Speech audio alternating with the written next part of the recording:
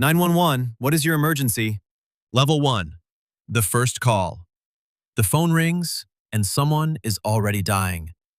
You have been on the job for 6 days. You do not know what to say, so you say what they trained you to say. 911, what is your emergency? It is not a question. It never really is. You were told this job was like customer service, but with higher stakes.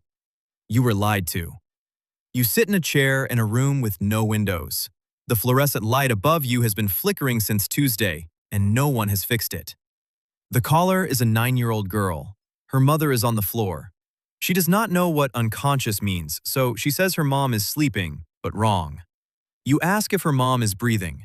There is a pause that lasts 1,000 years. She says she doesn't know. You stay calm because that is the job. Inside, something cracks. You dispatch the unit. You stay on the line. You talk to this child for 4 minutes and 38 seconds until the paramedics arrive. You will never know if the mother lived. That is also the job. Your supervisor pats you on the shoulder and says, "Good job, kid." Then the next call comes in. You answer it. Level 2. The training wheels come off. 3 months in and they pull the senior dispatcher off your shoulder. You are on your own now. 42 calls in a single shift. A car accident on the highway. A domestic dispute on Elm Street. A man who calls every Thursday to report his neighbor's dog. You handle all 3 at the same time. Multitasking used to mean answering emails while eating lunch. Now it means talking someone through CPR while typing coordinates into a system that crashes twice a week. The domestic call escalates. The woman on the line goes quiet mid-sentence. You hear a door slam. You keep talking. You dispatch immediately. You pray. In dispatch, silence from a caller is one of the most dangerous sounds you will ever hear. You learn to read silence the way a doctor reads a pulse. By hour 10 of your 12-hour shift, your voice is flat and your coffee is cold. And you have said, "Help is on the way," so many times, the words have stopped feeling real. You eat dinner at 2 a.m. in a break room that smells like burnt microwave popcorn and quiet desperation. But you go back to your chair because the phone does not care how tired you are. The phone never cares. Level 3. The call you don't forget. Every dispatcher has one. The call that lives in the back of your skull forever. The one that comes back at 3 a.m. when the house is quiet. Yours comes on a Wednesday in October. A man calls. His voice is steady. Too steady. He says he has a gun. He says he is done. He is not calling for help. He called because he did not want to be alone. Protocol says keep them talking. Your training says assess lethality. Your gut says this man is already saying goodbye. You break from the script. You stop asking the checklist questions. You just talk to him, like a person, because he is one. For 22 minutes you hold that line. Your supervisor is behind you. The crisis team is patched in, but his voice is only in your ear. Only you. At minute 23, he goes quiet. You hear the unit arrive. You hear them knock. You hear them break the door. He made it. You go to the bathroom and sit on the floor for 4 minutes. No one asks why. They already know. You go back to your desk. There are 3 calls holding.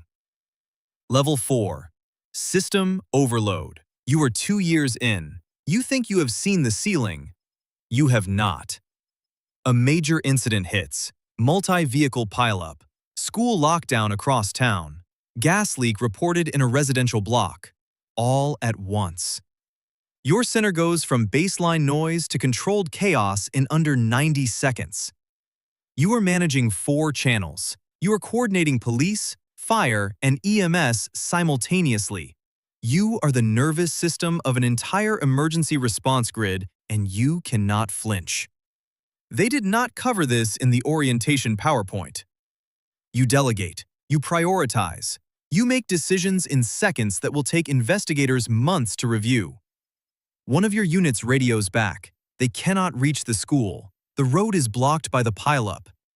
You reroute. You find another unit. You talk to the school principal directly to hold the lockdown protocol steady while you solve the routing problem. In the middle of all this, a woman calls to report a noise complaint. You handle it, because that is also the job. The incident closes 4 hours later. No fatalities, 12 injuries, 2 units damaged. Your supervisor calls it a textbook response. You call it Thursday. Level 5. The body starts to send bills. Somewhere around year 3, your body starts filing invoices for everything you borrowed from it. Your sleep is fractured. You wake up reaching for a headset that is not there. You dream in dispatch codes. You wake up and check if a call came in. It did not. You are home, in your bed. It is Sunday.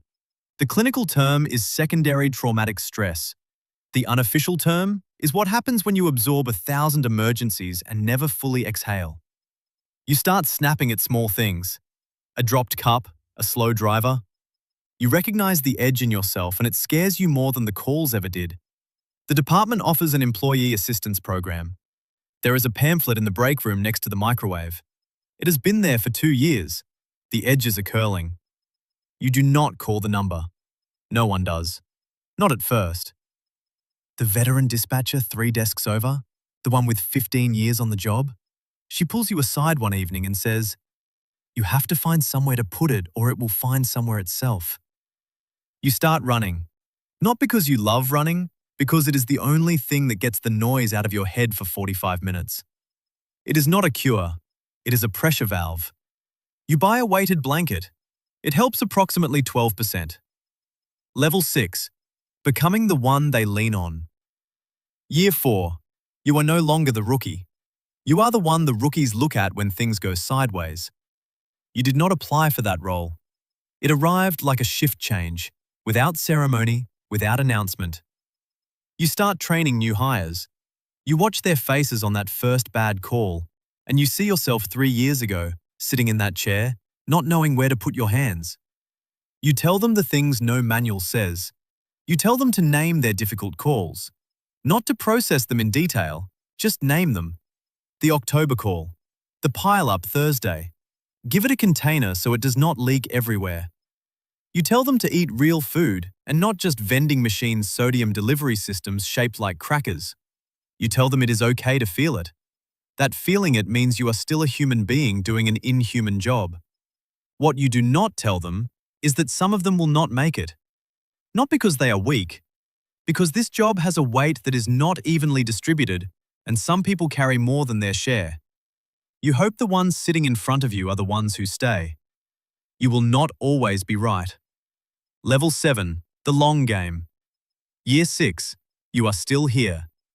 Some of the people who started with you are gone. Different jobs, different cities.